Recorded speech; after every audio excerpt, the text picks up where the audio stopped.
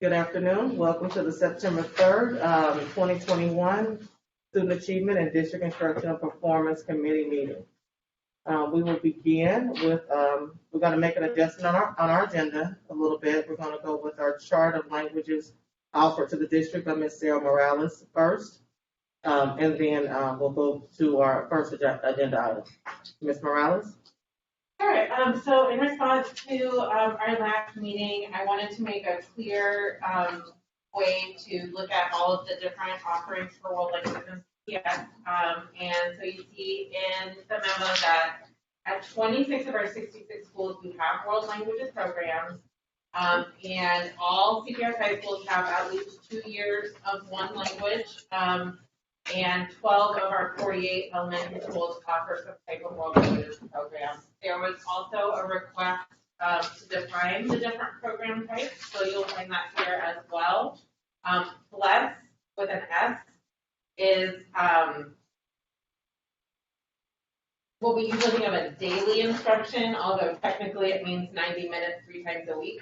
FLEX, with the X being for exploratory, means that students do not get quite as much instruction at the elementary level in a FLEX program. They either get it weekly or biweekly, similar to a special.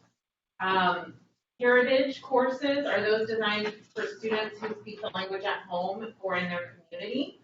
And immersion is when actual content across the curriculum is taught in that world language, in addition to the language arts of that world language. Our 7 through 12 courses are all credit granting courses that count as elective credit and towards fulfilling requirements for honors diploma and things of that nature. Then you'll find a chart listing each of the schools that have a world language program currently and what type of program and for which languages it's offered. And then finally, I will read the statement of my findings of the sort of the background and history as to why each program exists in each building. I know that was an important ask, and I've gathered some information. I do intend to look into it further in collaboration with principals to get some more background on the establishment of programs that predate my tenure as World Language Manager. But I was able to reach out to the previous World Language Manager and collect some information. And we basically determined that many of the long-standing elementary language programs, such as Academy of World Languages and AMIS, the Multilingual Immersion Studies, and Fairview German, were created as magnet schools to maintain enrollment several decades ago. And then a few more, such as Leap and Roberts, were instituted as part of Vision 2020 programming for those schools. And then which language would be offered and how much instructional time would be allotted for languages was a local decision. Recently, there's been more interest and support for expanding world languages in the district.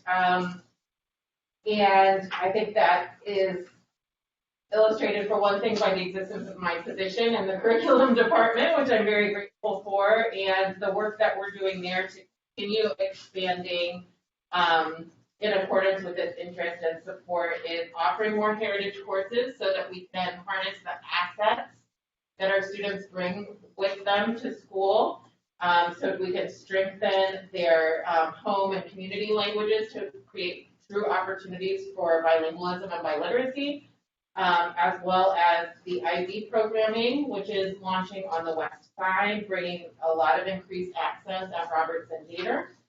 And also in various high schools throughout the district, we're starting world languages younger. So 7th and 8th graders have more access to world language courses so that they can hope to attain the level of proficiency that's needed for AP prior to graduation. K-6 offering has largely, again, been a local decision, and I am trying to excite local communities by beginning with some after-school programming in our neighborhood schools that I'm piloting in partnership with Activities Beyond the Classroom, so that we can spark interest in those communities and hope to build toward daytime programming. Thank you. Questions or comments, Mr. Lindy? No, I think it's exciting to see the full scope of what is happening around foreign language and CPS. I think this is great. Thank you very much. Can we answer, was it Eve who requested this? It was me. Oh, great. So then I think you should get the line share. I just needed more clarity. Thank you, Ms. Morales. So I'm glad to hear that when you said it was a local decision, which tells me that it was at the school level and there was some parents involved, there was some community involved in deciding what the flex and the flex. Still don't know really the big difference in how that's determined, but just the fact that there was some partnership in determining what they wanted for their schools and their community, I thought was good. So thank you for this report and following up. Very welcome. All righty. Ms. Vera Brooks Thank you. and Ms. Connie Salako. Thank you for having us today.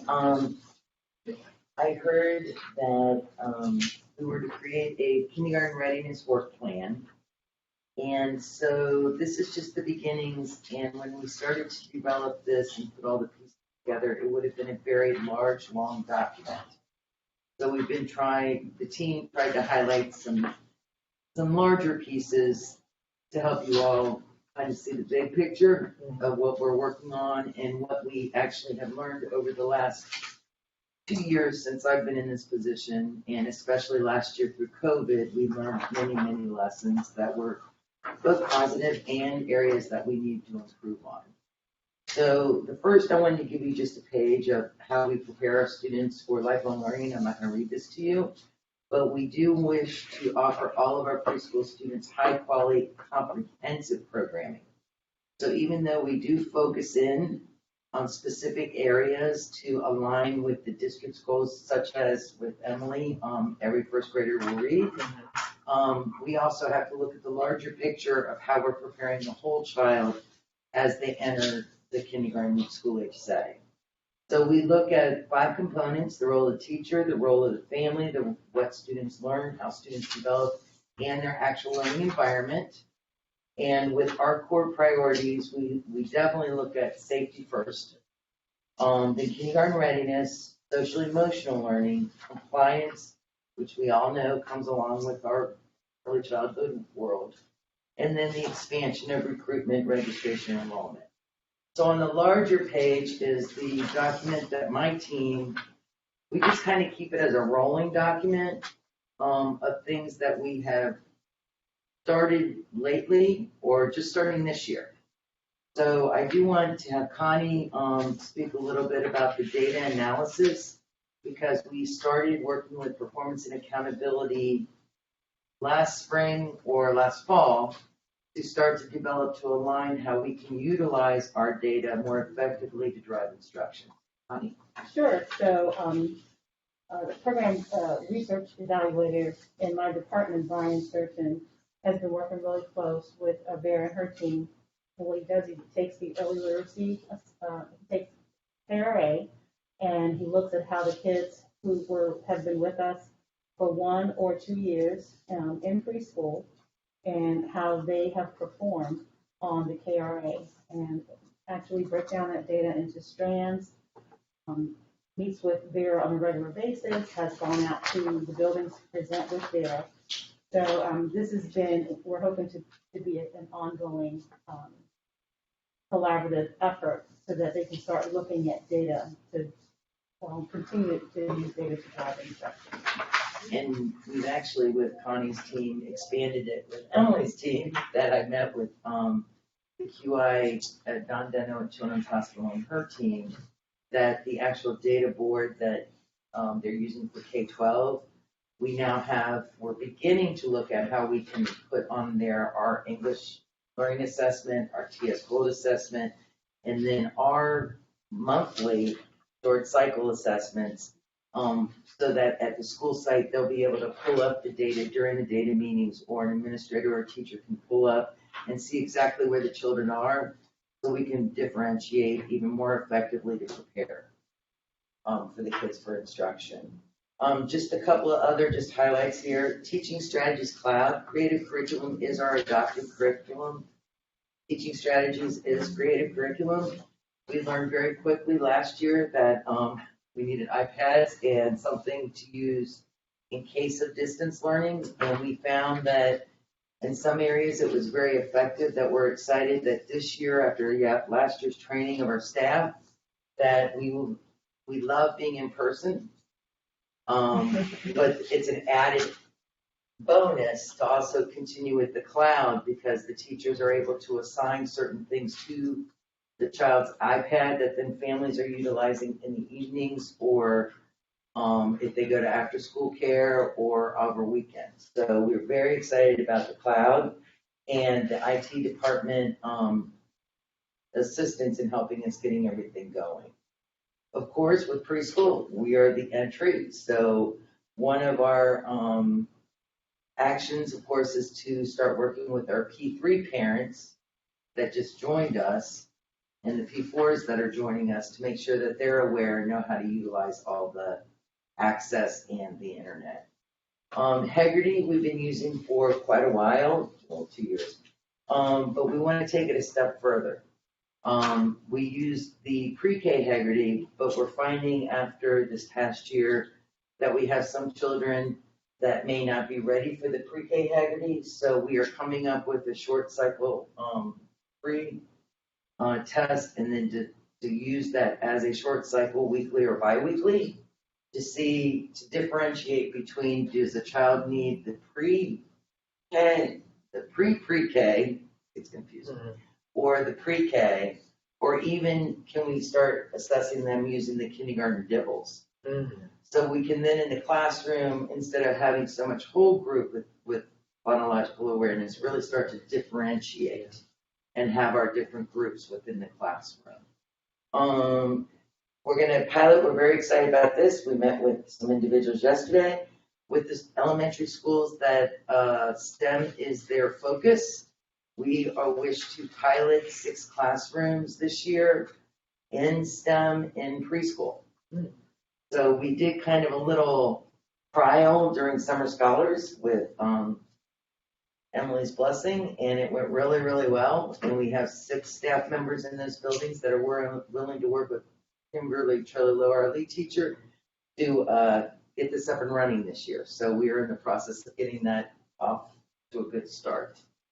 Class Observations Community Action Agency is, which is one of our grantees, was very collaborative. That we used to, for class observations, it's not evaluative, but it's actually to coach staff to improve their instructional practices with children. So it used to be you would go in and do an observation in the beginning, you do an observation at the end, and then you were done with class. Well, there was no coaching in between. So they agreed last year, and we saw a success even remotely, but this year we're doing remote and in person. We'll do the class observation. Teachers then select a goal instructionally that they're going to focus in on. We will coach them throughout the year, and then we will look and see what impact it's had on student learning towards the end. SEL, we are pleased, you've heard a lot about that with Carrie Bunger's group. We added, thank you very much, another social worker that will start with us in October. So we are able to expand our PAS and PAS program to help our children get ready for kindergarten emotionally through this year. And family engagement, I'm going really fast. Family engagement, we're very excited that we have more partnerships. So our assistant school community coordinators do monthly meetings along with the teachers participating in family meetings, conferences. Pretty much our teachers or staff have daily contact with families because they do during wellness checks, during drop off and pickup. So we have that engagement. Home visiting, we are going to do virtually this year, but families are always welcome to come into the classroom and meet with the staff. But we had 3 beautiful partnerships that we started about 1.5 years ago, and that was Books Alive with Kathy Wade, Imagination Library with Children's Hospital, and Ready Rosie. That has gone very, very well to help with reinforcing our staff, helping parents learn how to teach literacy and reinforce literacy in the home. Of course, with the first 2, funding is always an issue, so I have to put my plug in there. But we will find a way to keep them going and continue because it has been a wonderful experience for our children. Health and safety, we have an awesome team that works on health and safety. So through our monitoring program, we have seen that we are preparing, our children that have been with us are entering kindergarten with already ahead of the game. Because we do monitoring of the health program, and you can see here, we conduct screenings for hearing, vision, blood pressure, lead, height, weights, and BMIs. So with all of our screenings that we do in their first and second year of preschool, all of that documentation automatically rolls with the child into kindergarten. So going into kindergarten, if a child was in need of glasses, instead of starting the process has already been completed. So we really focus in on our wellness checks. Also, Mission to Move is a great partnership that we have supported that does not only kind of flows into when the kindergartners start going to physical education, because they learn body motion and how to regulate themselves emotionally. Along with the Cincinnati Fire Department, we are very grateful to them. Every one of our classrooms has a firehouse attached to them that the firemen and firewomen go monthly, and they actually read a book. They go through, they come in with their equipment, and they talk about safety at home, safety at the school site, what to do during an emergency if you're at a school or at home. So they have tied literature into actual preparing them for emergency safety situations in the neighborhood, at the school, or at home.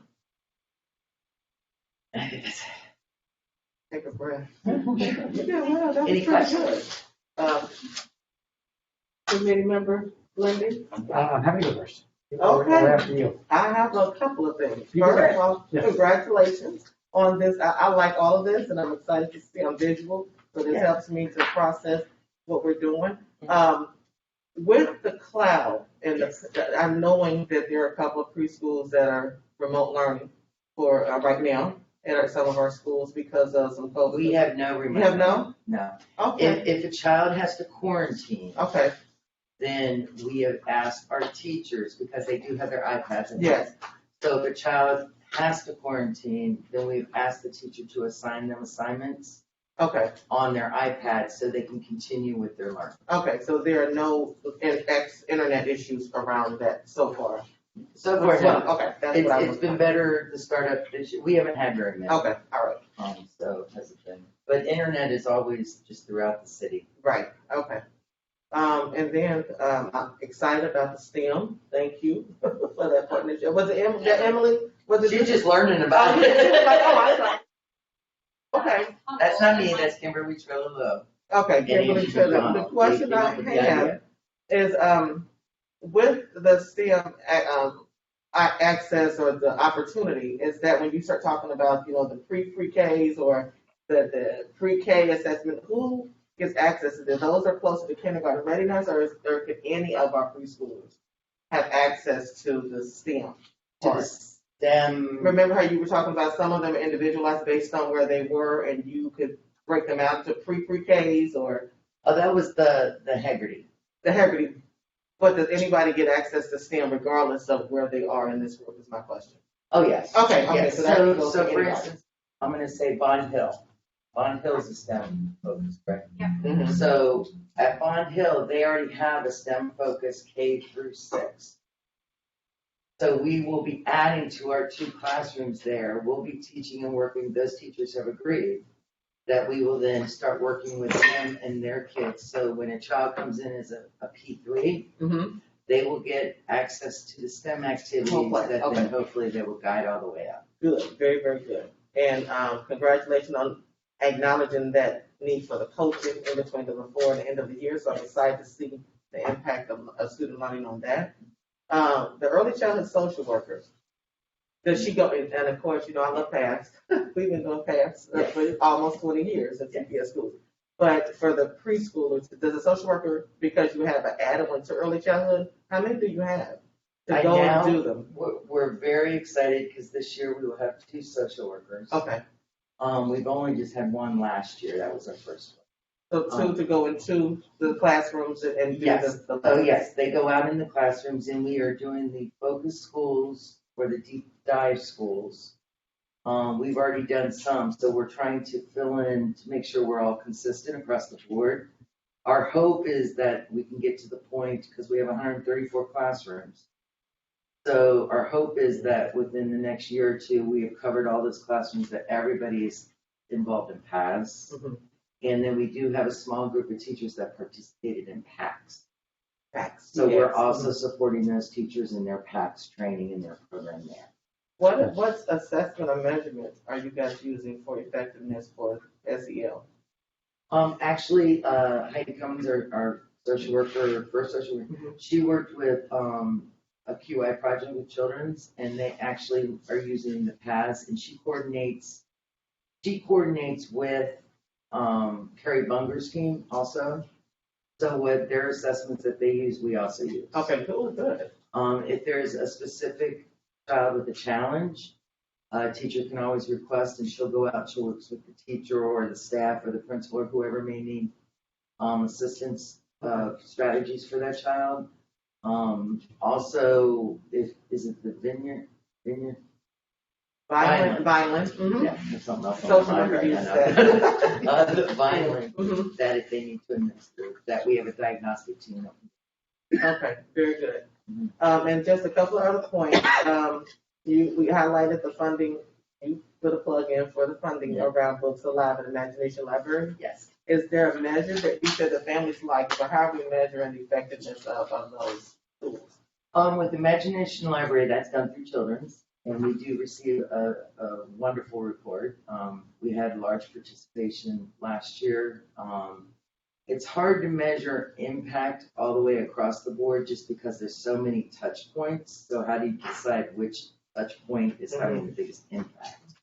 But what we do know through research is with early preschool, the more touch points you have and the more interaction you have, the more prepared the child will be for life. Right, okay. Maybe, I don't know how we could come up with something, but I'm very interested in if we can find effectiveness some kind of way, some type of touch point, that is a better, plug for, For funding. finding more money, right? Okay, and then I think that's it, the lead and hemoglobin, you probably wouldn't know, I'm thinking of ongoing. When I came to, some of the block parties that, Yes. that we had in August, one event, I saw Cincinnati Health Department, and I went up to them, I saw them in all the events, but I asked them, do they have anybody here talking about lead for our families to get information, because we know the effects of lead on cognitive development for children. Yes. And I know that we had vaccination clinics or support there, but I didn't know if we had the education around the lead. And once we check the lead in preschool, are we connected, and maybe you can help me, if maybe not help me, but find out if that happens again, any more tests about lead exposure happens after preschool. I Because can check with Susan. Yeah, that I would don't be- know. I've not heard about that at all, but I'll Okay. check. It's just the psychoeducation around it, I think is important. Just knowing the effects of it cognitively and exposure that a lot of our students, could have interaction with that, so. Yes. Okay, but that, it wasn't your point, it just made me think of, Yeah, and it's Other a very ways to good kind of point. assess that. okay. Can I give you some happy news, Mr. Yeah, Lindsay? Mr. Lindsay. I always like happy news. I think that's great. You You want some have any happy news? comments? Is that what you were gonna say? Yeah. Yeah, please. Okay. As of today, have in Power School, 1,470 preschoolers enrolled in place in schools. And can you tell me how that looks compared to a non-COVID year? And we are Not above Even before, Yeah, okay, at very this time. good. in process, we're not done yet, in process. So we have 164 families that we have appointments set to process them into a classroom. We are at 1,634. So currently, we have 74.3% of our seats reserved. Very good. So, Nice thank work you. to your team, nice work to Yeah, your it's team. not me, it is definitely my hub teams, yeah. Any That's questions or comments? Yeah, thank you so much for all this, Ms. Brooks. Can you remind me, Pam, where this came from? Was this a request from Eve, from you, or was it on the work plan? It's on our work plan. So this Now, is the the, request for the spreadsheet, I don't know if that came from Eve. I just know that we were trying to figure out how to get the data all together. I got and Feedback from it. that's great. This is my first time on SAC. There's some sort of like keep all the pieces come together, but this is I like, got a message from Dr. Brown to bring a work plan, so we There real you go. quickly that's created great. a work plan. That's great. But this was like, you were scheduled to go through Yes, preschool yes, today. again, yes, preschool is on our work plan. Awesome. I think I wanted to, the very first question I was going to ask Ms. Brooks was the one you just answered, is how many kids are we talking about here? And so I put it, that's great, thank you. And then I was going to ask exactly the question you asked Pam, which was, is that bigger, the same, smaller than where we've been? It sounds like that's growing. And is in terms of like this overall most important outcome of kids demonstrating growth towards kindergarten readiness, what's like the most important metric that we use to measure that? Mainly, Is it KRA? it's the KRA, but for us, because we look at, as Connie was saying, we look at year 1, year 2, Uh-huh. it's the early learning assessment and the TS Gold. Okay. And it would be nice, and we are investigating it, so I'm not making any commitment here. But it would be nice if we could get all of our preschoolers on one assessment. Mhm. We have to do TS Gold because that's a mandate of what CAA Mhm. does, and they fund 700 of our kids. Mhm. So we're looking at that, how can we get more Mhm. alignment or stability? But that's, and in those 2 assessments, we have 10, what are called SKBs, skill builders, that we focus in on. And one of those is around language, the other is around literacy. So we really focus in on those to help prepare the youngest learners transition into kindergarten. And so I was trying to understand, this all sounds great, by the way, like, and I'm familiar with TS Gold a little bit. But the early learning assessment, is that something we created, or is that? It's a state, It's an Ohio State assessment. yes, it's a state. Okay, and so is there like, I'm trying to understand like what the, like if you're looking at map results, you have, oh, it's not Lexile is Like when you're goals? teaching, say again? The goals in that? Or you have like, I'm trying to think what the units are on map that you look at. You know what I'm talking about, like you know where a kid is based on Oh, the the RIT scores? RIT score, thank you. I was trying to think, like, what's the RIT score equivalent if we're talking about early learning assessment or TS Gold? Go ahead. I'll let you do it. Who's on, like, Is it like a percentage number? Is it like a score 1 through 10? Like, And what's that's where I would like to really start examining of the benefits of us switching over totally to TS Gold, because it Okay. has a better way of evaluating. The ELA Yep. assessment is more what evidence the teacher collects, and it's more of a teacher. I got it. Yep, that makes sense. So if we just talk about TS Gold, then like, does that you get those? You have like a score for each SKB? Yes. But So- it's a little more scripted. I don't want to use the word scripted, that's a bad word. I was just trying to figure out, is there like an overall number for a kid on TS Gold? Oh, you want a child to at least be at a 4 entering kindergarten. Okay. 5 means that they are already at the end of kindergarten. So it's a 1 through 5 scale. It's a We 1, want well, to there's an before. ABCD scale, which is like Before. pre, Yeah. Then there's a 1 to 5. Yeah. We do our best to exit our children at Before. 4 or higher. Yeah. And most of the children are exiting at a high 3. Yep. So we're getting there. This is But good. we've had to work a lot the last year and a half on just calibrating staff.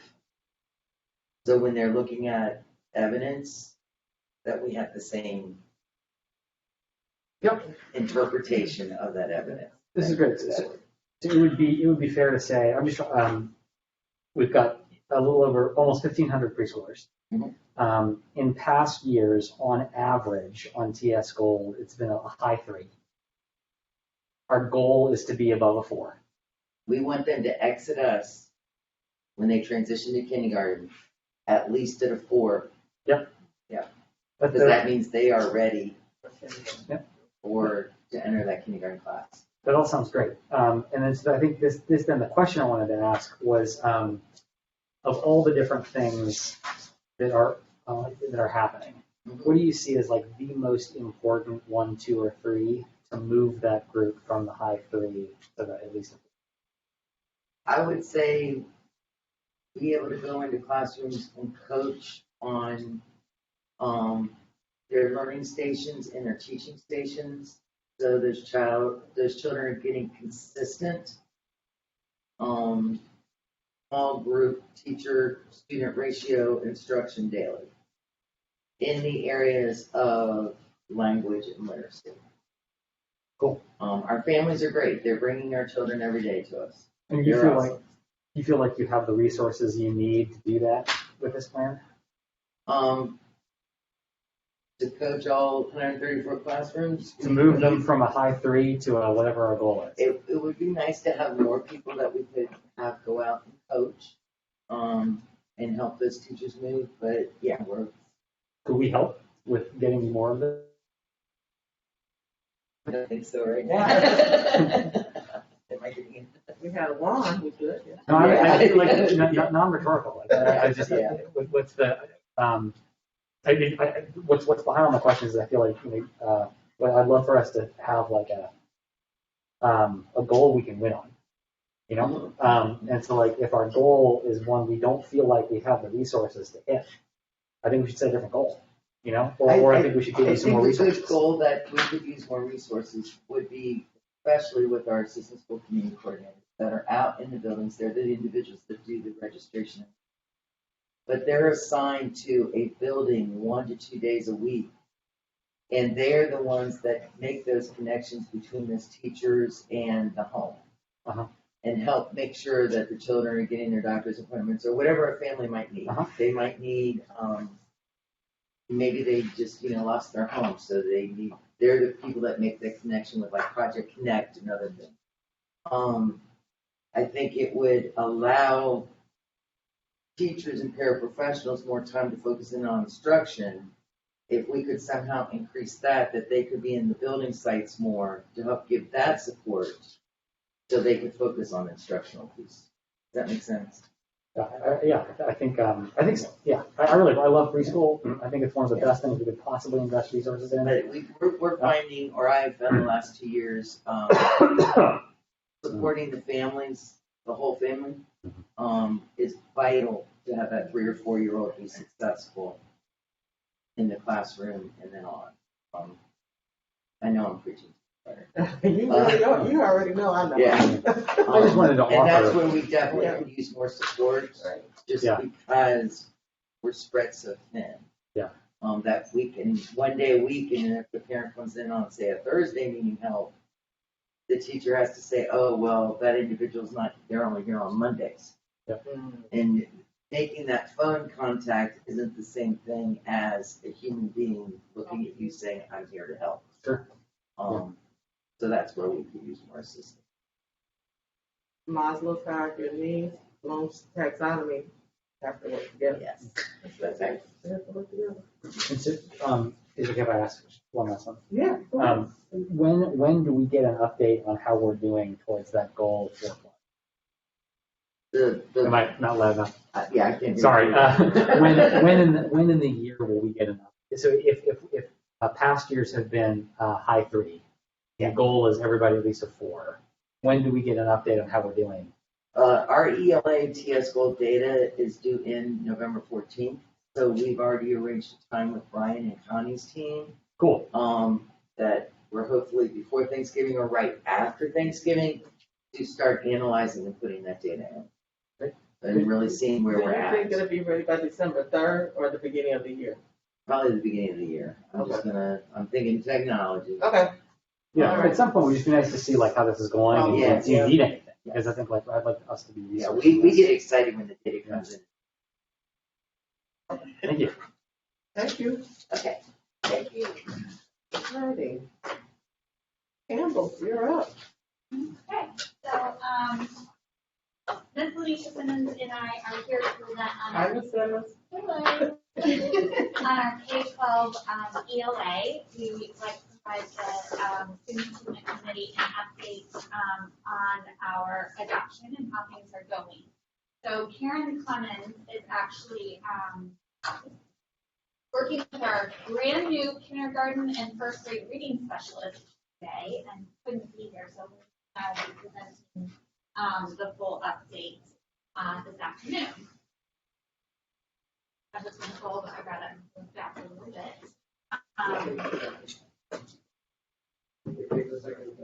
Okay, take a second to catch up. So this is all aligned to student-centered decision making.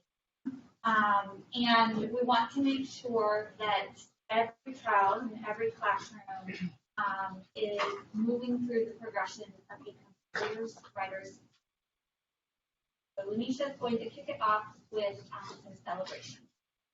Hello again, Lanisha Simmons, 712 ELA.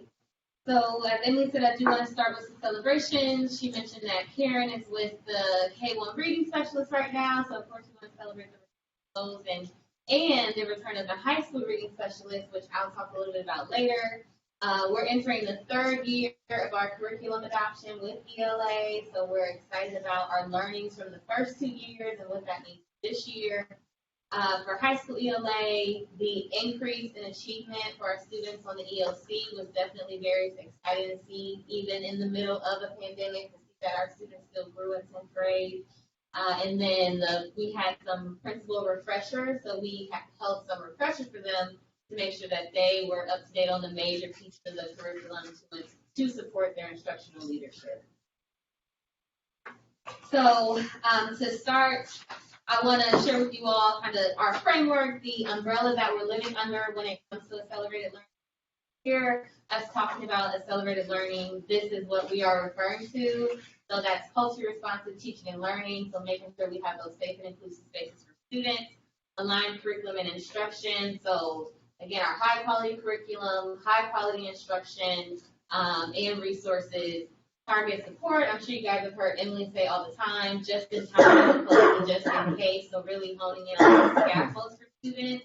And then we're doing those three pieces. How do we know that it's actually working? And that's, of course, as you guys know, through our progress monitoring. And we believe that this will help us accelerate learning for students regardless of circumstances if we hone in on this. So for our K-12 ELA update, we want to first talk about, of course, how we're bringing joy and creating safe and inclusive spaces that, foster engagement and student growth. And that is from that starts with our K-12 ELA, SEL, social justice standards alignment work, which is supporting students in having affirming ways to see themselves and other cultures in their learning.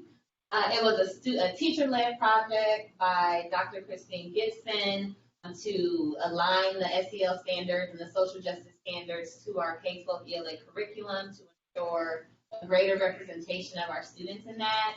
I'm excited that the books are arriving in schools right now that are aligned with this project, and the lessons that the teachers created, those were released to teachers last week, so they are diving into those to embed those into their current teaching. And of course, that aligns to our culture response to teaching and learning. So I'm going to start with high school ELA, and we want to start there, just the idea of beginning with the end in mind. So of course, this is where we want our K-6 students to go, and this is where we want them to be successful. So first, I want to highlight the key shifts in ELA and the ELA standards that we are working towards. And the key shifts talk about students having regular practice with complex text in their academic language. Reading, writing, speaking, and listening, or reading, writing, and speaking that's grounded in evidence from the text, and building knowledge through content-rich nonfiction. So to support those shifts, we're happy that we have My Perspective for high school ELA, Success Maker, which is a reading intervention tool, and Think Circa, which supports writing, and actually a lot of other pieces with all their enhancements. So that's our high quality curriculum, and all of these resources have embedded high quality instructional practices that support that accelerated learning model for teachers and for students. But of course, we still want to support teachers, so we've provided them with some planning tools to support high quality instruction. So that's their roadmap, that's planning for accelerated learning, and it's just reminding them, you gotta, again, start with the end in mind. What's the end goal? You're unpacking the assessment, identifying your intentional practices, and then assessing and getting student feedback. So just making sure that they have all the tools that they need to get us to where we're headed. Our overarching goal, of course, is to increase the percent of students who are mastering on grade level work, as evidenced by our 2-week cycle temperature checks. I'm sure Emily's already talked about this, but research shows that districts should look at assessments as temperature checks, so that these assessments alert teachers to the fact that students have unfinished learning, and then they can put together a plan of action that will address it and grow students. So for 712 ELA, we have the year at a glance, which identifies the units we're working on each quarter, as well as our assessment schedule. So within our assessment schedule, we have text-based assessments as part of the temperature check, and then cold read. So those are assessments that students or teachers wouldn't have seen yet, but are aligned to standards, and teachers get those standards, so again, they can plan with the end in mind. One of our first temperature checks of the year is our beginning of the year assessment. For 7 through 10, of course, they have MAP. We have MAP for ELA, and for grades 11 and 12, there is the beginning of the year assessment from our curriculum. But I'm excited that almost 70% of schools have already begun administering the My Perspectives beginning of the year assessment to get baseline data. And technically, it was optional for 7 through 10, but many of our schools have actually given it for grades 7 through 10, that beginning of the year assessment, which gives them standards aligned data. So again, it was optional for 7 through 10, needed for 11 and 12, but a lot of schools have already started the process of giving that assessment. And then last but not least, I want to call out the high school reading specialists. So again, thank you to the board for bringing back those specialists. The first year, they were really diving into some really good work in the schools that they were in, so we're excited to continue that.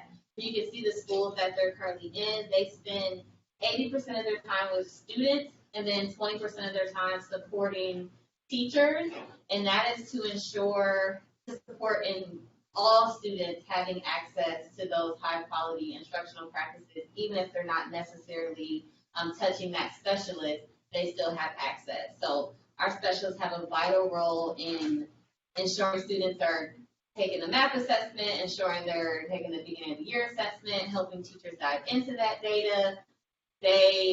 I like to call them literacy leaders in doing, because they have a major, major impact. But of course, we have to support that to make sure they have the tools to do what they need to do. So we have been supporting them with curricular-based training to make sure they have that. Next week and throughout September, they will get training in the science of quality improvement. So that will frame our weekly huddles and their collaboration with one another. And they also get monthly PD, where they come together, we collaborate, we discuss, and talk about our next steps with students. And now I'm going to pass this to Emily for next week. So the goal of our kindergarten through 6th grade instruction is to prepare them to be ready for 7th through 8th grade ELA. And like Lanisha shared, we are entering our 3rd year of our adoption for Wit and Wisdom, and it's that kindergarten through 3rd grade level foundation. We know, according to the science of reading, that students need access to 3 things every day. And that is that they have opportunities to build background knowledge and vocabulary. So like Vera mentioned, having STEM in pre-K is really exciting because students need to have those experiences to build vocabulary throughout their journey. The second one is that they learn the code, so that they have meaning they have a systematic phonics component to their education, and that comes from K-3 foundations. And then the third is that they have the opportunity to practice that code and the vocabulary that they're learning every single day. So what you see here are pictures from our curriculum. Students have access to diverse texts and even more because of the project that Lanisha and teachers did. Just like in high school, they have a year at a glance that outlines the temperature checks and content throughout the year. Students, when they are using Foundation, have access to an explicit systematic phonics instruction that is also multi-sensory. And we have lots of great decodables, which a fun fact is that by the end of second grade, as a result of reading all those decodables, they will have visited 30 countries. Oh, wow. The core practices that students will be doing throughout this programming is questioning, annotating, summarizing, collecting evidence, discussing, and writing. Just like in high school, every 2 weeks, we have measures in place to know that we are reaching our goal, which is to increase the percent of students mastering on grade level work. We have them broken up into two components. So the first one, building background knowledge and vocabulary. There are curriculum-based assessments within Wit and Wisdom. And in learning the code, we use Acadian Civil in the kindergarten through third grade. In our curriculum, they actually outline then scaffolds and enriching opportunities for teachers to use to move students who there might be some gaps in their learning, but we want to make sure that they have the same access that their peers have, or they meet opportunities to be enriched. And like high school, we have K-6 reading specialists. This has all been built on the model that our third grade reading specialists had such momentum with before the pandemic. 80% of their time is spent with students, like Lanisha's outlined, and that is also in alignment with the tutoring research out there that students need a certain amount of extra touch points on top of the core to grow. Our Karen Clemens is with our kindergarten and first grade reading specialist. This year, every single elementary that has kindergarten and first grade has a reading specialist with them. And like high school, they meet weekly and huddle with one another. They look at their data, they talk about what they're going to do next, and they also get opportunity development. So there are some report card changes that Ms. Milano and I and Karen Clemens provided professional development to principals and reading specialists just this past Monday. We have previously achieved a C on the K3 literacy report card, and our goal is to get 4 stars in the upcoming year. So instead of grades, the report card will now have stars. So what is 4 stars would have been a B previously. And there are some differences in what that grade means. And so to get 4 stars, we have to pay attention to the percent of students scoring proficient or higher on the reading portion of the ELA test. We have to move off-track students to on-track, and we have to look at the percent of third graders who are promoted to 4th grade. And so what we outlined with principals and reading specialists then is once they know what is in that report card grade, what can they work on in the school. So we are focused on the skillful implementation of our adaptive curriculum. We, every 2 weeks, will look at data, analyze, and think about what comes next, and continue to provide professional development around the implementation of curriculum and the science. So for our K-12 ELA next steps, again, we're going to continue offering after school, personalized PD, and personalized PD options for teachers, departments, and so on. We are going to convene a K3 district literacy committee to ensure every child reads by the end of 1st grade.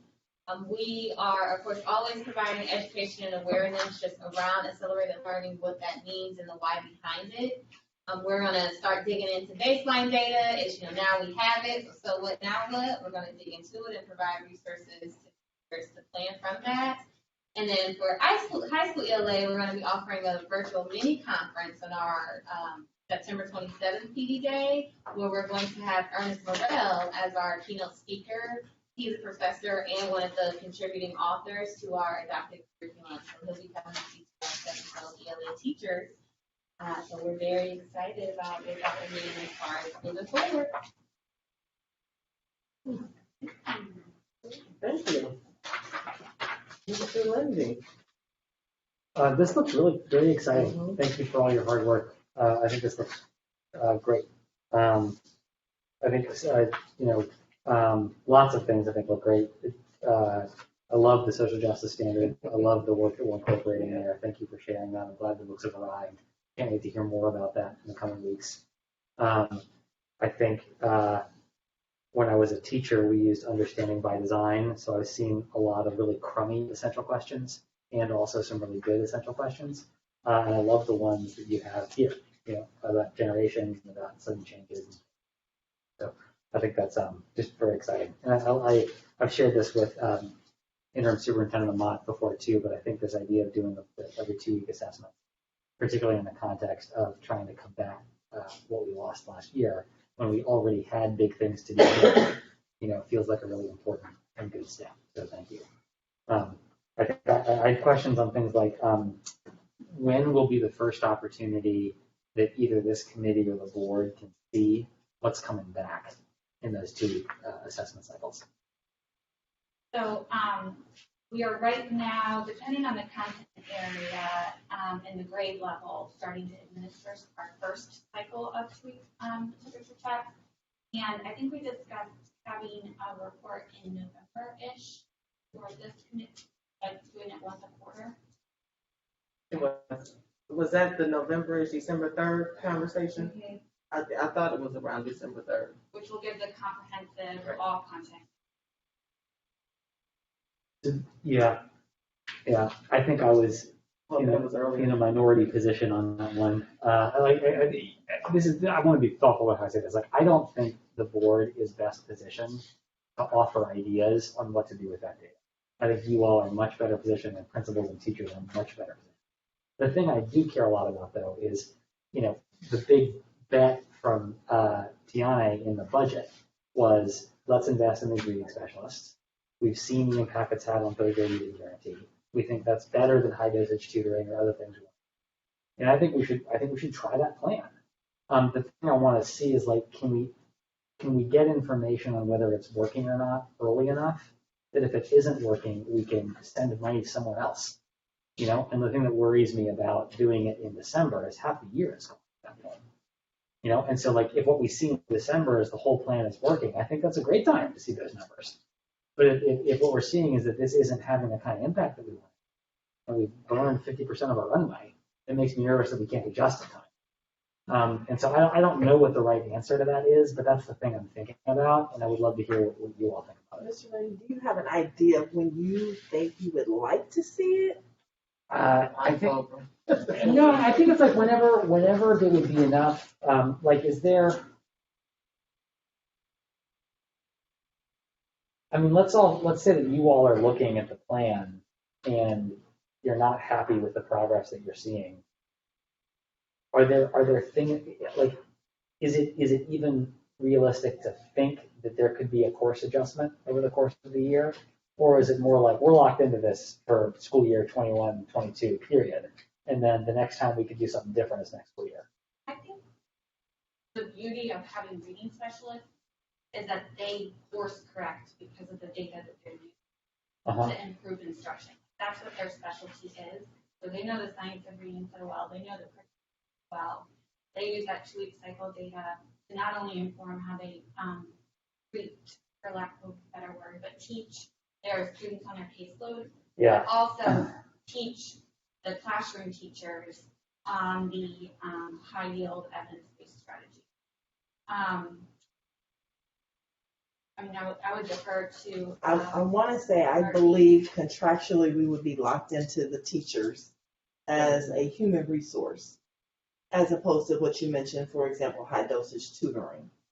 I think we might be locked in. However, I think having these formative assessments and with Lanisha sharing 70% of the high schools have started at least, seems like we would be able to collect baseline off of that 70%.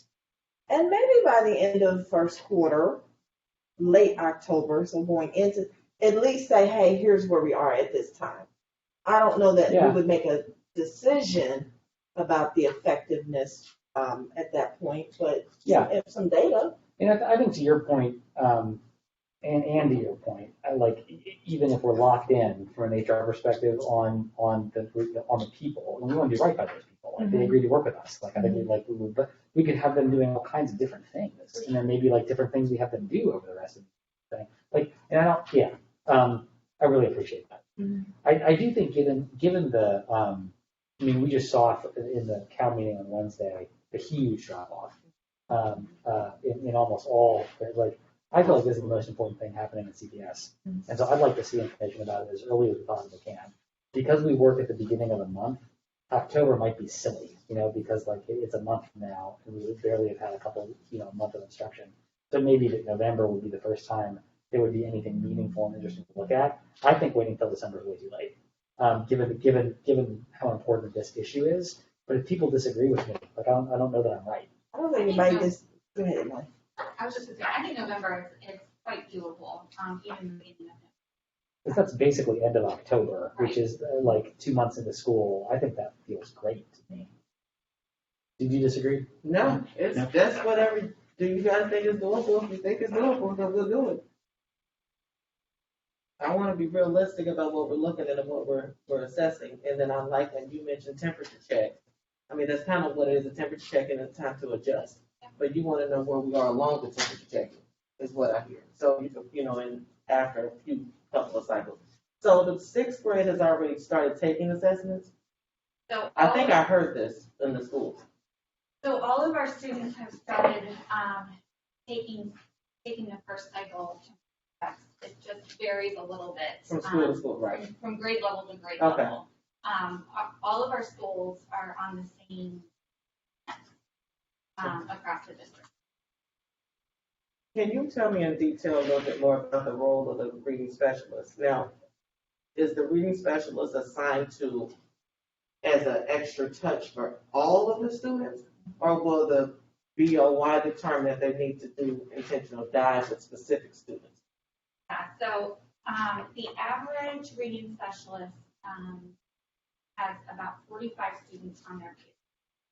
And so they have targeted grades, first, third, sixth, ninth, and 10th, that they look at that beginning of the year data and identify those caseloads from. And then depending on the numbers, they might pick up a few 8th graders and 7th graders or additional elementary students. And then they also work with teachers to look at all the students and help our teachers with those high yield evidence-based strategies within their core instruction. So they're doing a mixture of pushing in and co-teaching, pulling out. separate in the classroom. They're co-planning with teachers. They're backwards mapping from that 2-week cycle as well. And like she said, looking at the high yield strategies that fall within that. So they're aligned directly to what the teacher is doing. During the first part, like right now, they're digging into data from last year. They're digging into data for this year. They're building those relationships with the teachers so the teachers can trust them, to come into their classroom and work with them as they're starting the process of the backwards mapping in the 2-week cycle.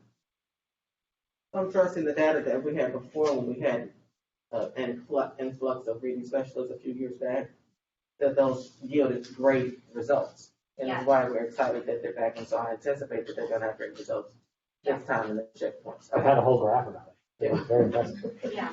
Okay. All right. So, yeah, go ahead. I mean, I had one more. But Go ahead. This was just look back on the social justice standards. Am I right? Like, I heard you say we're aligning our standards to the social justice standards? Is that what you were saying?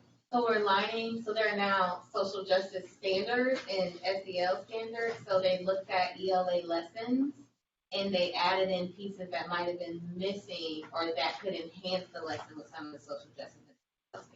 So That's cool. they did either 2 extensions to a current lesson and 2 additional lessons to add on to the unit that enhance the representation of those standards. And this, I was trying to make sure I understood what the social justice standards were and where they came from. Is this what used to be teaching tolerance? Yes. And it's now learning for justice? Yes. There, okay. Yeah. I think it's great. And I was going to ask, this doesn't need to be anybody's top priority, but at some point, could you send me an example or 2 of what that looks like? Just because it seems important and interesting. And I don't know if there is ever an opportunity, I think, at an upcoming board meeting, just to bring in some teachers who are doing this in their classrooms and just give it some public airtime, because I think I'd like to thank them for the work that they're doing, and I think this is important and it would be cool for people to hear about it. But that may, other people have perspective on what's really important for us to do in board meetings, but at some point I'd like to do that. We do want to give credit also, we did this in collaboration with Dr. at the school. Cool. Do credit in front of people around. It's a hard job anyway, like it is. Thank you. Anything else? I'm good. Okay. Thank you, ladies. All right, Ms. Maroney. My confusion is still. No worries, no worries. So, hello, I'm Emily Maroney. This is actually starting September, my 4th month with the district.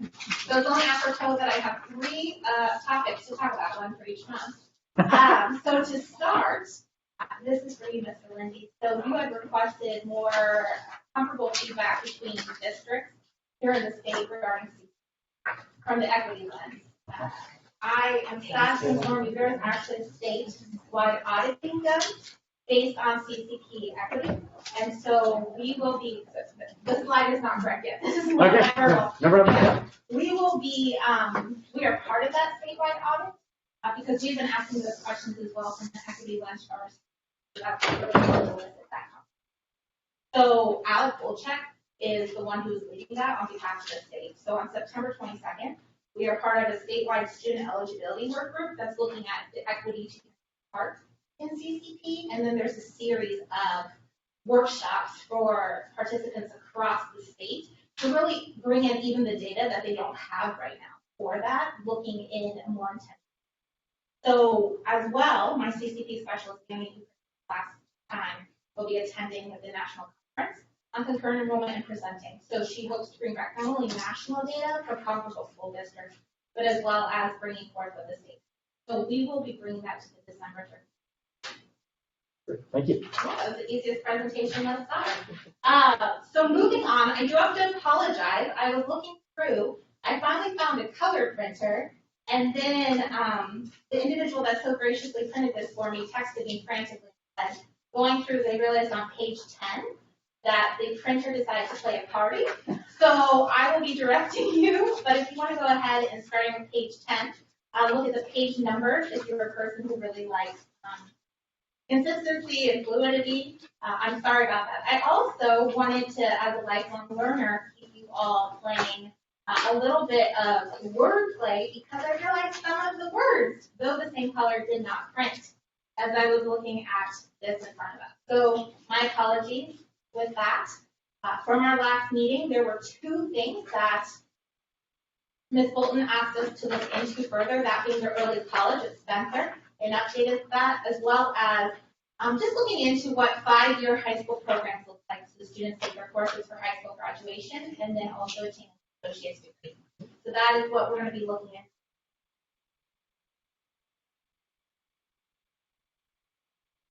Awesome. So in connecting with Spencer School, they did have this conversation. The background on it was looking at students in the 11th and 12th grade attending college campus courses.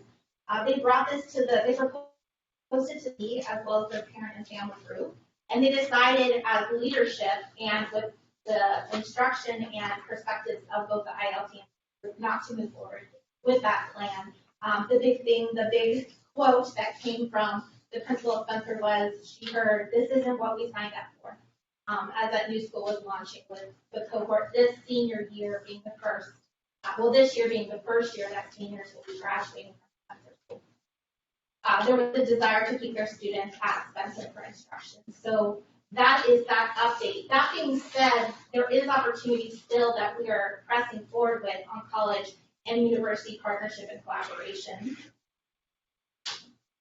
And so we have a Miami University partnership and development, actually. It was launched this summer in discussion stages that looks at ways that through a business pathway, we can have students at Spencer taking a sophomore class of interest on what are the majors that can come forward from being in a business major, what are the careers in that, as well as a senior proposed class that will articulate to credit upon the admission into Farmer School of Business. The focus is accounting, but it can be broadened. But all that to say, we have pushed on it to say, outside of just this course, what are you also offering? Where is the mentorship? The financial lens of scholarships and opportunities based upon these students being in this pathway. Where can we be more intentional with saying to our students, you're part of this, you're part of the community, and we are here for your success. So mentoring opportunities as aligned to what we have in other. Math and science instruction at CCP is complementing right now our AP offerings at Spencer Center. There are courses that we're looking to integrate because Spencer is actually very AP heavy. And so there are some students that are requesting that CCP structured affordability instead of self-initiative from that lens. And so additionally, they're still limited in space capacity and need a science lab for some of their courses. And so through the EOEC grant funds that support our CCP work, we're looking at it as a way to sponsor supplies, because that is an advantage we have through those funds to best support Spencer in that. I will also add at this point, I spoke incorrectly. At our last presentation, our department and grants believed that the funding through EOEC, which is a non-competitive state funded grant, was ending this academic year. They have decided to extend it to 22-23. So we have the funding to continue this work forward. We also passed our audit with flying colors and have been told that we will be granted those funds. So I went ahead and looked into Ms. Bolton's recommendation of looking into the state of New York and what they have when we look at that 5-year plan for students to attain their high school diploma as well as a 2-year degree. And so the New York State Education Department actually has their Smart Scholars Early College High School. It was launched in 2010, and in that there was a $6 million grant given by the Bill and Melinda Gates Foundation to look at that work. The state matched those funds in 2011. I do not know if they have continued to match that funds because the internet and phone calls only took me so far. So students in this model earn about 24 to 60 credit hours during their high school experience that is transferable. So that average is around 24 credit hours with them to articulate into college course credit. There are 21 partnerships, and I say partnerships and not individualized to high school or 2-year, 4-year. Those are 21 partnerships that are inclusive of the lead partner, so that can be launched by a high school. It could be the 2-year or it could be the 4-year. And then those partnerships would bring in those partners. So it was very across the board, but every single one of them had at least a high school district, a 2-year partner, and a 4-year partner in that. The partnerships yielded great results over time. It yielded on-time high school graduation for their students. It increased in post-secondary enrollment, so the summer melt was decreased. There was higher passing rates in the courses that were taken, as well as the courses that were in the high schools that had correlating content. And there was persistence among their students in finishing. So I did want to put here and note, there was almost an even-ish where students ended up. We oftentimes, when you're in partnership, say, where is the student going to end up? Are they going to go do that 2-year and finish up, especially if they average 24 credit hours, or they want to go directly to that 4-year institution. And so there was a split, roughly 56% of students continued on to the 2-year institution, and 44 went directly into the 4-year institution upon high school graduation. This was intentionally directed to socioeconomically underserved, first generation and minority student focus. So while everyone had access to it, the real meat of the work, the intentionality behind their services and partnerships really looked at this lens of students as well as the outcome. This program, this overhead program, has extended and broadened over the years, and some school districts that started with 1 pathway have expanded to 2, upwards of 4 pathways based on a discipline and industry specific. Keep forgetting I'm holding the picture as well.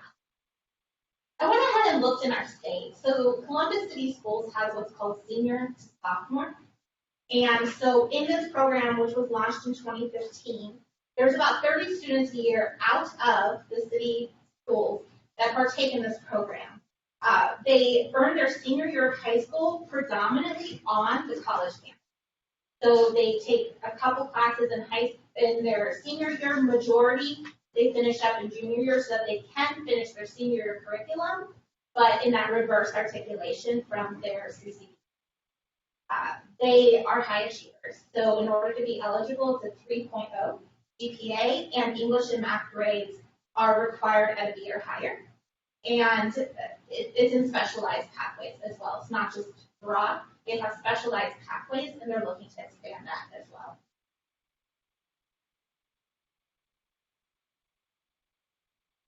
So I went ahead and looked at our Cincinnati Public Schools pipeline programs, and so we have talked really broadly about CCP and its individualized course offering. But this is really, we do have pathway pipeline programs, however we want to exchange them for our students, and we have 5 that are in place that are enrolled this year. We have Aiken, which is MU Teach. We have Early IT at Hughes, Clark, and Schroeder. And newly launched this year, we have Withrow to UC along business. The number of students in that pathway, and I was inclusive not just to the senior cohort, but to the students that start and are in the CCP path classes, is 193 for this academic year, this semester. I am proud to report that the launch of UC Early IT a couple of years back has yielded a class of 21 enrollee class from Hughes and Clark cohorts. And so now we have at UC 9 students who went directly into IT, but additionally out of the cohort of 11 in that senior year, 2 of them chose a different field, yet still matriculated and are currently enrolled at UC and supported through the programs and services that UC IT has through scholarship and mentoring. On average, through these students enrolled in these pathways, and more specifically to CCP, we have around 21 credit hours on average that students take with them from high school to their 4-year institution or 2-year institution. We have 2 new discussions in place right now. The first is with TACT to NKU. They say that copying someone is the greatest form of flattery, so I hope you see us flattered because NKU keeps saying we want to do similar to UC Early IT. And so that would be between TACT High School as well as NKU's IT program. The other one I just spoke about, Spencer to Miami along with business.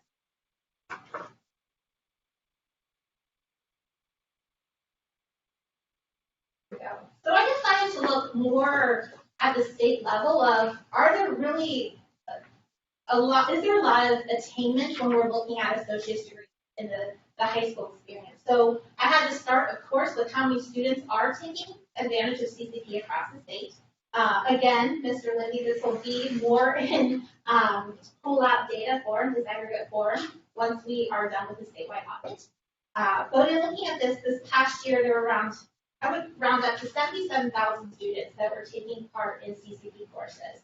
That could be 1, that could be up to 12 for some students across the year. And how those courses are delivered. At CPS, we are primarily servicing our students with CCP in classroom in their high school. We don't have a lot of students that are commuting to the college campus. In the year of the pandemic, we even had a lower trend in online class. This is not unique. We have, of course, 77,000 seems quite large, but these are not indicative of pathways. They're indicative of singular CCP courses. And so I really ask the question of what are they producing? What does that mean? And so we know that research tells us students with an associate's degree are more likely to persist and complete their degree. Of that, even when you take it down in a more narrowed research field, we know research is trending that 18 or more credit hours are indicative of a student still persisting and completing it. We, again, are averaging 21 credit hours with our students upon completion of their CCP. So what does the DE say about CCP data for 2019-20? If you look at this chart in the 2019-2020, around 2,600 associate's degrees were conferred for the student enrolled in high school. That being said, there's a caveat at the bottom of that, but this is inclusive to students who included them taking their certificate and then expanding. So the data is not singular to that amount of students. It can be inclusive to a lot of factors. So that's why I added that for you. For CPS last year, we had 6 students who finished an associate's degree.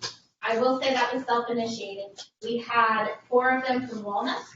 We had 1 from SCPA, and we had 1 from Riverview.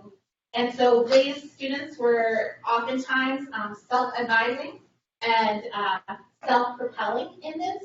They took classes over the summer, and they had the resources and access to be able to do this, oftentimes paying out of pocket as well to expedite the process. So where are our limitations right now? And I'll speak about where are our limitations of CCP? Most of our CPS students, as we know, are not ready for CCP until their junior year. This is largely because in order to be eligible for CCP, they have to have either a 3.0 GPA. Well, they have to have a 3.0 GPA and a B or better of high school English and Algebra 2. Many of our students are not prepared at that level prior to their junior year. And they need to be able to take these courses in order to take that. They can take tests such as ALEKS, Map Placement, and AccuPlacer tests, or standardized ACT, SAT to prove that they're ready for the rigor of that college environment. I will say for our map, with our right placer under the AccuPlacer, which is the writing portion, 75% of our students pass the right placer in order to be able to be eligible for if they don't have the appropriate GPA. So that is helpful. There are hour limitations. I'm not telling you anything you don't know. With the 30 credit hours that are needed in the year, as a student takes CCP, that is counted into that. So if they take, for example, 2 high school classes, minus those 30 credit hours, they have 24 credit hours remaining of eligible coursework for the academic year that they both have to meet high school graduation requirements for, as well as integrate any CCP work into. There are a lot of hours to gather in order to attain and earn an associate's. The average of that is between 62 and 60. The higher end of that being within your STEM fields. And we have a senior year cutoff. So students cannot take any CCP courses past May of their senior year. So we're really looking into students being eligible to start their junior year, balancing this with the 30 credit hours of the year proposed, and moving that forward. So this is where it might get a little far. Oh, we're still on page 9.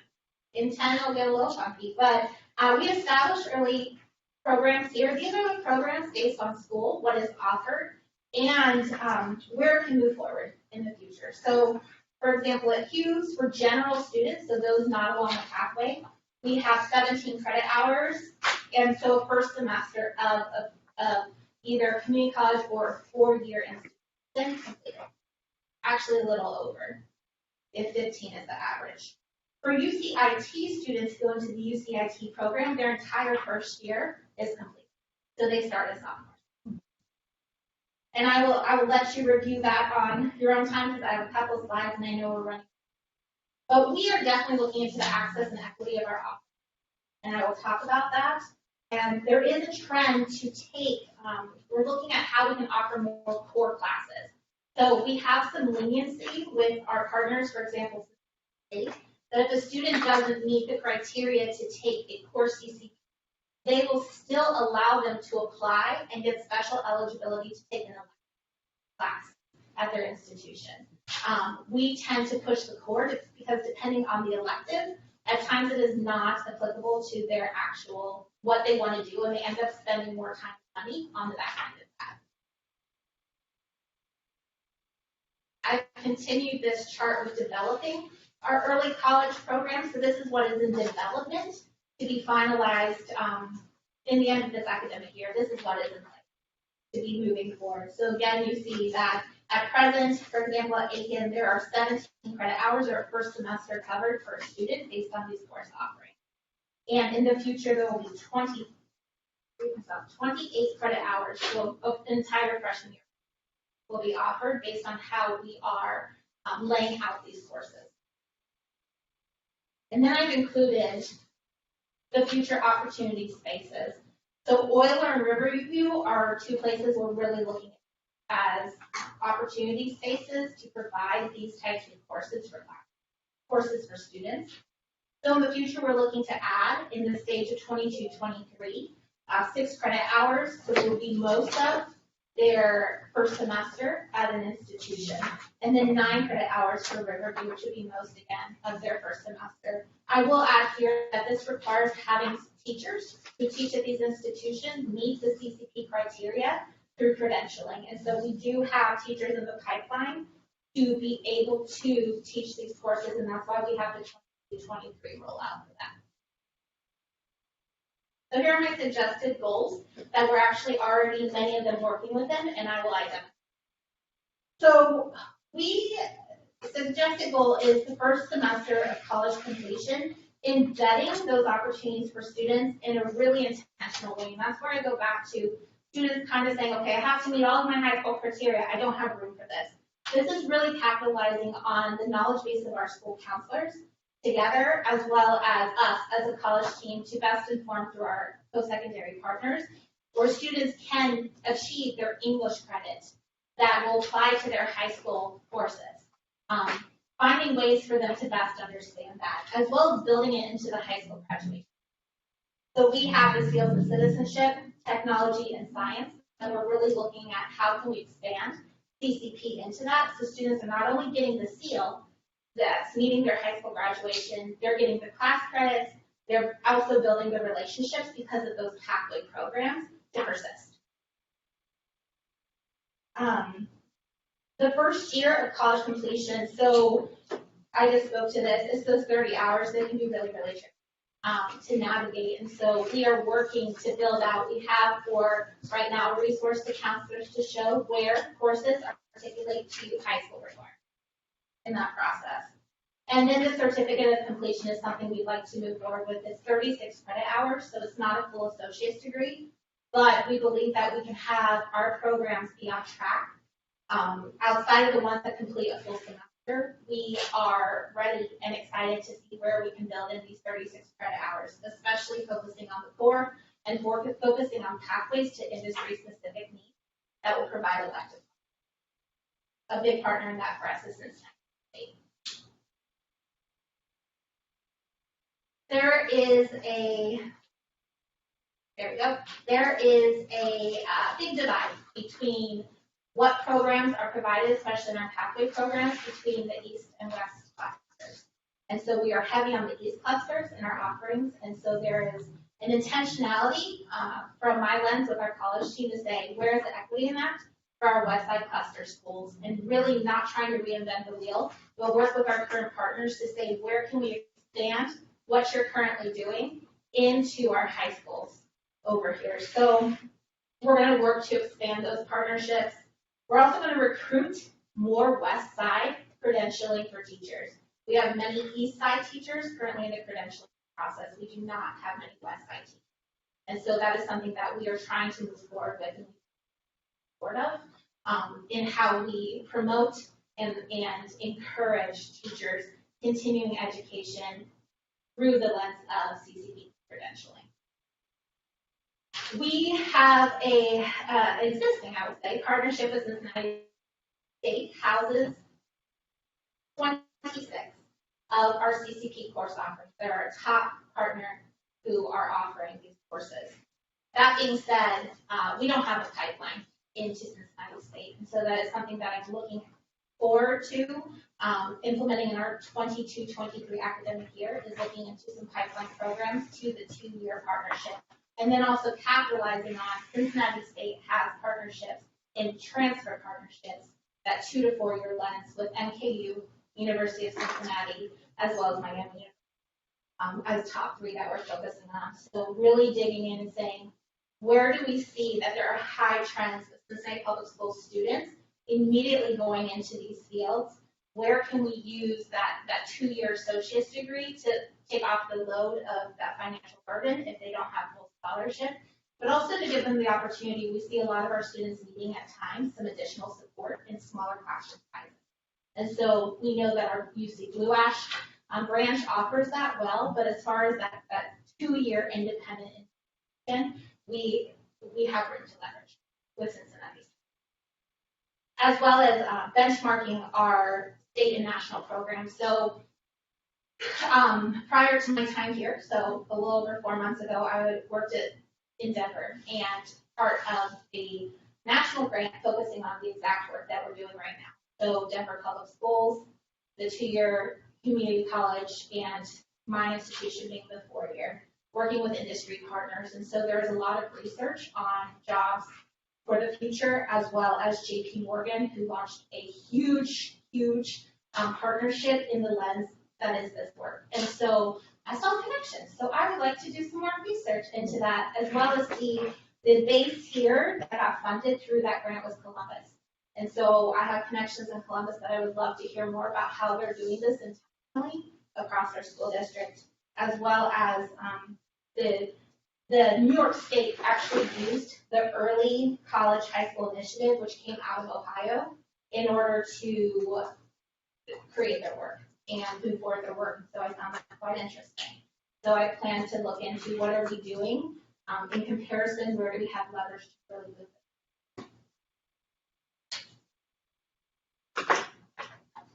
Finally,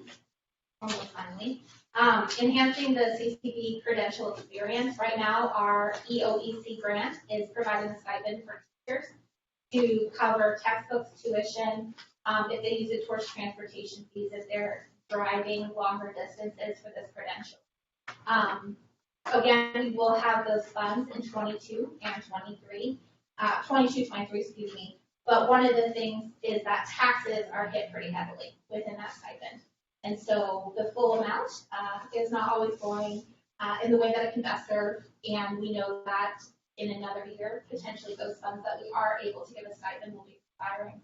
So finding ways that we can utilize that support and keep that as a service for our students, for our teachers. We've seen an uptick in teachers, being open to credentialing to be able to teach these courses for their students.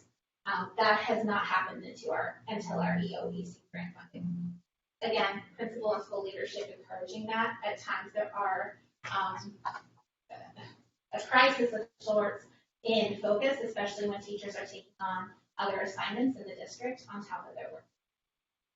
And then intentional industry and workforce alignment. What has been a beautiful thing between our college and career offices is Mike Turner and I have been able to have conversations about we cannot exclude career from education, and we cannot exclude education from career. And so where do we really look ahead of time to say to students who are maybe on CTE tracks and credentialing, where's the opportunity to still allow them to take classes that receive college credit for continued engagement, and vice versa? Where can we work with, for example, Colorado passed a House bill in legislation that mandated 4-year and 2-year institutions to receive work-based learning and internships for credit. where can we truly build that so students who are taking advantage of internships, apprenticeships, and other opportunities are well aware of and given the opportunity to articulate that to credit that's beneficial both in experience but also in attaining a degree at a later. So, finally, I'd like to also add before I speak on this final slide, our 3E data is very senior focused. I believe that we can benefit from, and I look forward to exploring where we can look at having post-secondary plans integrated earlier in the student's experience, less with the you must decide now, but more so where are your strengths, where are your interests, and how can we provide these services to you earlier. So that, for example, if we have students that would like to take advantage of CCP in 10th grade or 9th grade, they're aware of the criteria, and they have counselors, they have access partners, they have teacher support to have those conversations about what that truly means for the student, even if they decide to navigate outside of it. Pathway. And finally, advanced placement. We are able to capitalize on advanced placement to use towards associate's degrees when we build them out. So looking at the ways that we can encourage students to take those advanced placement courses and then on our end articulate them appropriately when we work with students. And there are college benefits to credit accumulation. So our, for example, Cincinnati State, Sinclair College are 2-year institutions that are big partners with us. They benefit when our students meet certain milestones with them. So the 12 credit hour milestone gives them funding from the state.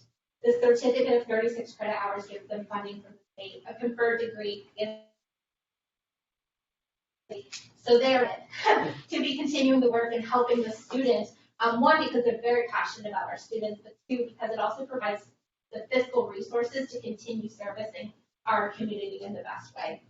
And last but not least, guiding course selection and documents. So I gave you the printout of Cincinnati State. I had requested upon my start here from my background work in 2-year, 4-year, and K-12 through 2 4 years.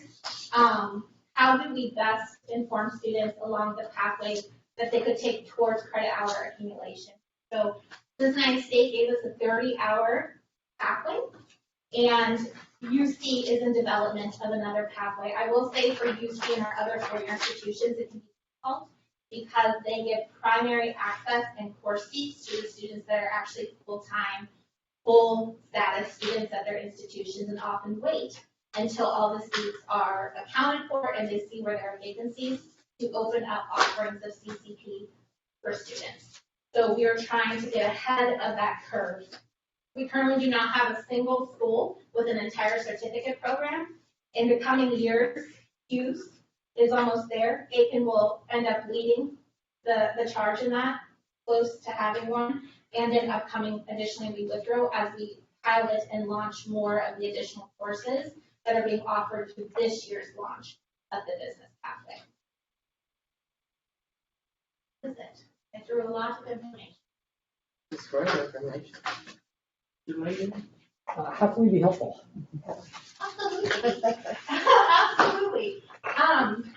I would say from my lens, I'm always thinking ahead, especially when I think fiscally, of how we'll continue the support for our students. And so knowing that our EOEC is non-competitive for this and next academic year, I do have a concern for where we will be able to continue the work intentionally, knowing that we may need some outside resources, but in that uncertainty, I think it would be really helpful to start those conversations of fiscal support in that sense. And champions across our district, depending on which school you go into, depends on how they feel about one, students taking CCP, and two, even taking at times AP courses, and three, there is this misunderstood lens of, but if the student takes this, they're not in our class, and we can't educate them. And so it's not at every school, it's varied across the board in the views of that, but being champions to really understanding the 5 pathways that we have, the 2 that are coming down the line, and the support to get them into more schools with your partnerships and the community around you. Thank you. Yeah. This was very good information. First of all, congratulations on passing the audit. Oh, thank Your you. team. Thank you.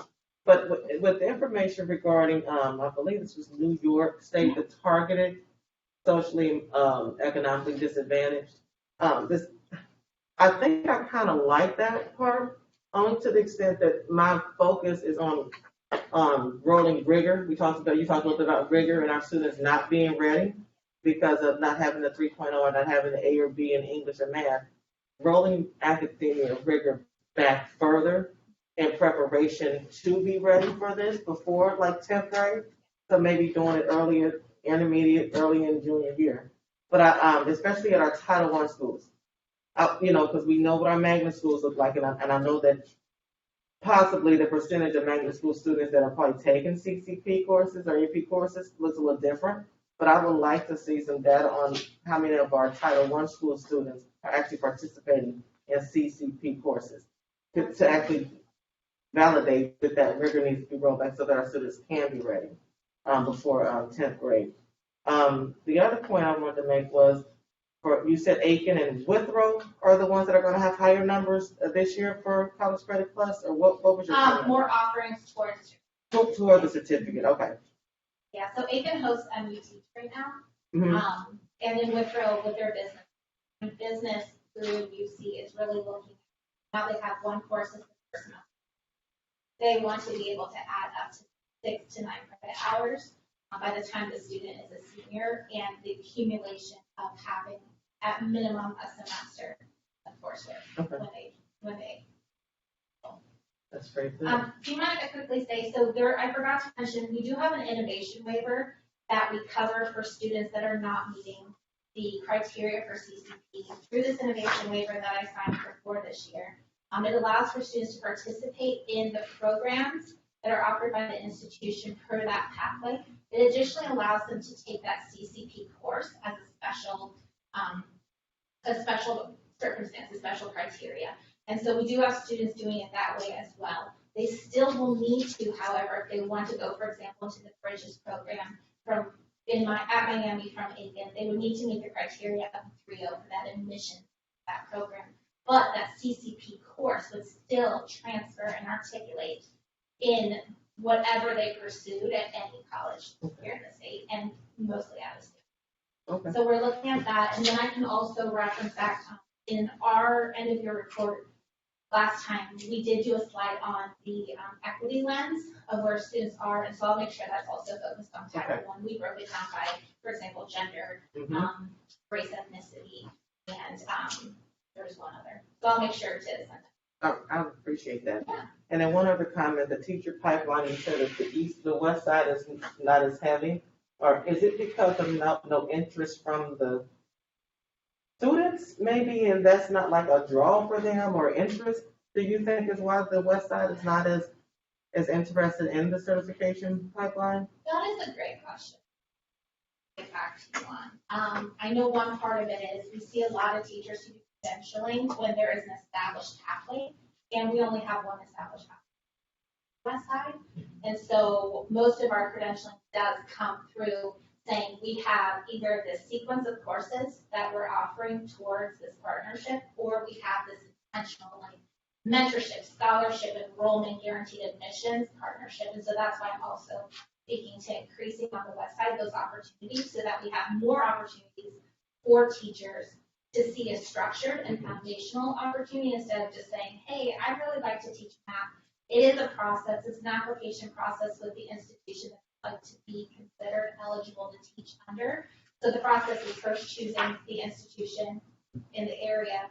The second is applying and saying you'd be interested. The third is showing what you already have as a credential, and then determining if you need to take extra credentialing hours or not based on their highest degree and their experience. And then the last is being accepted into a program that covers what that institution deems as having enough credentials. And I think that was all of my points. Thank you. Absolutely. This is, I'm sure Ms. Bolton would love this when she gets back. She may bring this up again, it's only because she missed this part, but she might have questions. Absolutely. Thank you all. Right, are we at our last item before other business? All right, well, the only thing I want to say about the interim superintendent's 90-day performance review, the board did decide to do a 90-day performance review for the interim superintendent. And the committee has come up with a qualitative way of doing that. And we're going to present that to the board to review and to do it, and then we'll work out when to review that with the interim superintendent. Unless you have any other comments on that, Mr. Lindy. Nope. All right, other business, any other business things? I don't have any other business.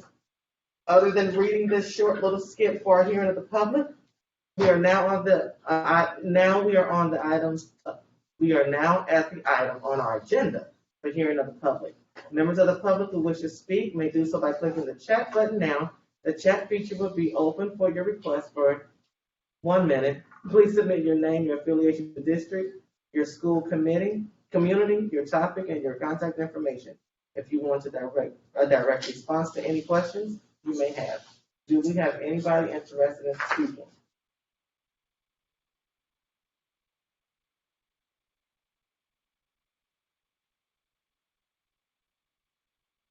No. And the countdown is coming.